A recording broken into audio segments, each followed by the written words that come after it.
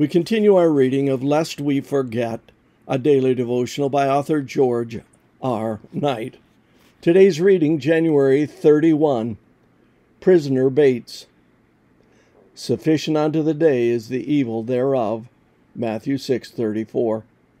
It took me quite a bit of living before I finally understood the verse. The New International Version puts it more plainly. Each day has enough trouble of its own. Young Bates certainly would have agreed with that. His adventures between 1807 and 1809 were but a small foretaste of the difficulties he would yet face. A major turning point in his life took place on April 27, 1810. That evening, a press gang consisting of an officer and 12 men entered his boarding house in Liverpool, England, and seized him and several other Americans and dragged them at sword point as recruits for the British Navy, in spite of their documents declaring that they were United States citizens.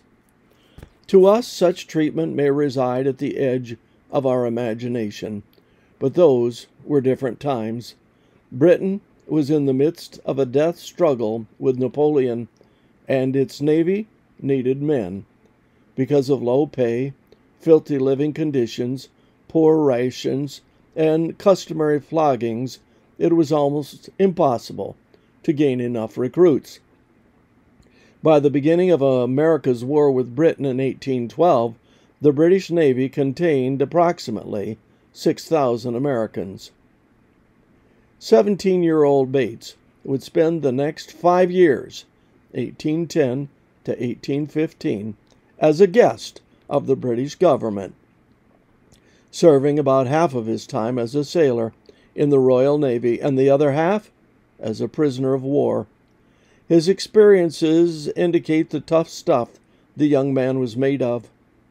At the outbreak of the War of 1812, the British urged the 200 Americans in Bates's squadron to fight for them against the French. Only 6, including Bates, declined.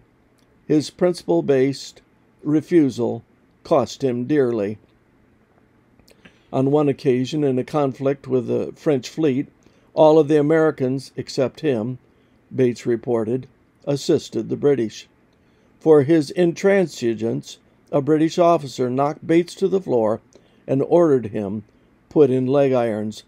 Bates responded that he was free to do so, but that he would not work because he was a prisoner of war. At that point, the officer notified Bates that when the action began, he would have him lashed up on the main rigging for a target for the Frenchmen.